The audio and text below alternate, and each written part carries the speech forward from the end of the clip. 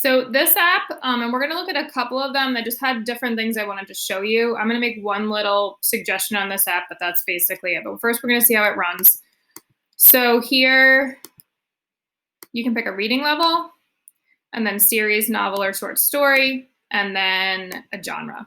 And then you click decide, and it says basically just outputs 3 different possible books you might want to try to read. So one thing that makes this one a little trickier, and this person actually used kind of a combination. She has if statements with an and then also an embedded if statement that we talked about for each of the genres. So she has a series of those for each of the levels with each of the lengths of books. So there's 3 by 3, so there's actually 9 of these. So as I said, lots of different decisions that can be made here. And we actually had talked about there used to be even more choices within these 3 menus, but it would have really made it long.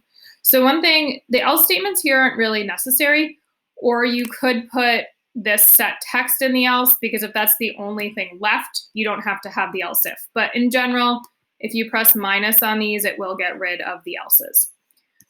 Okay, so another thing that's kind of important, not for something like you guys are making right now, because we're not doing crazy stuff, but if you were making a program like Microsoft Word or anything that's huge like Facebook, there's so much code that the speed really matters. And the way this is set up with if, and then another if, and another if, even if the person picked level 1 and the length was series, okay, and the genre was fiction, and this was the line that outputted, because these are each separate if statements, the program has to check every single one, because each time you get a new if versus an else if that's connected to the old if, it has to check it, okay?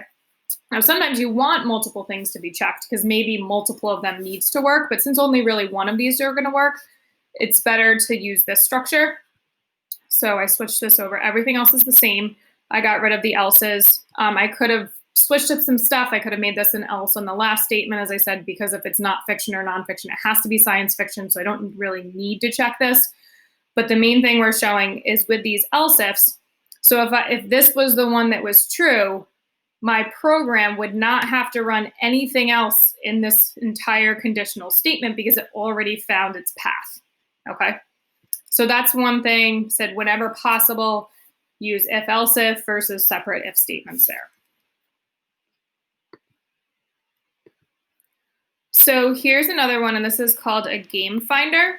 And I'm just going to run it once. So here you're going to pick 2 different, let's say I want a more expensive one. I want to play Dungeons and Dragons, and I am 10. So it tells me you're a bit too young to be playing this game. So maybe I say, well, I'm really 22.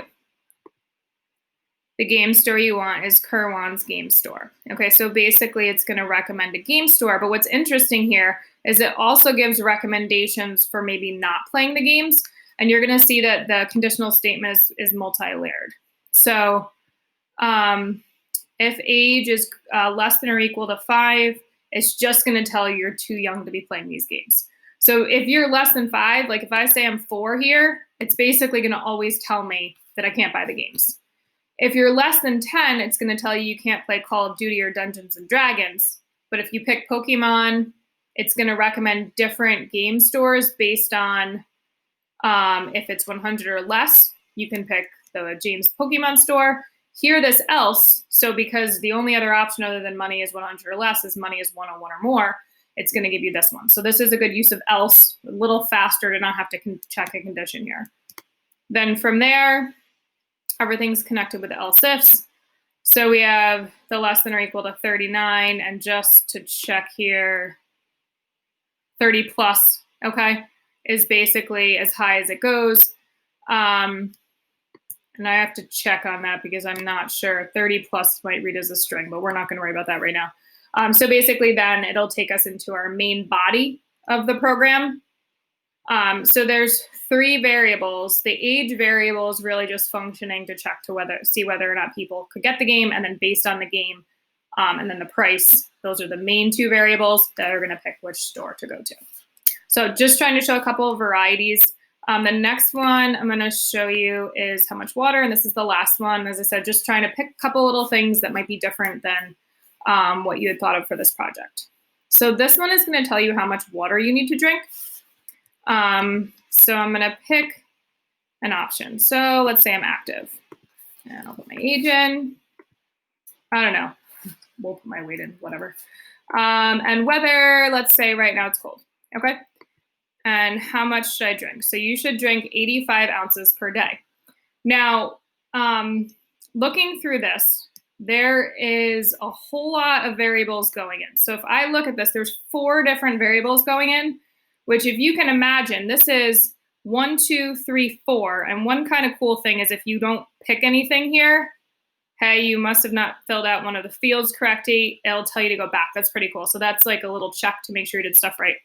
But let's just go back to what it was. So there are 4 activity levels. You could enter, I mean, a ton of different ages, a ton of different weights. There's 3 different temperature types. So you can see like this is a pretty complex program. So then I looked at the code. And for the activity level, it's going to give you a number. Okay, so water activity is 0. 12 times 2, or if it's moderately active, they're going to give you a 12. Active, it's going to give you a 24. So it's basically calculating a number of how much water you need to drink based on your activity level. Then for weather and cold and warm weather, you have to drink 10 ounces and nothing if it's temperate, nothing extra. And then based on your age, so I would have gone a 15 here, okay? And then I guess they want you to drink more water the more you weigh. So you take your water weight divided by 4. So you just take your weight divided by 4, and that's how much you need to drink based on your weight. And then each of these variables is added together to get that intake. Yeah, I lost it there. Let's go to text. It's a little easier to see and scroll around through here. So that's all the stuff I just looked at.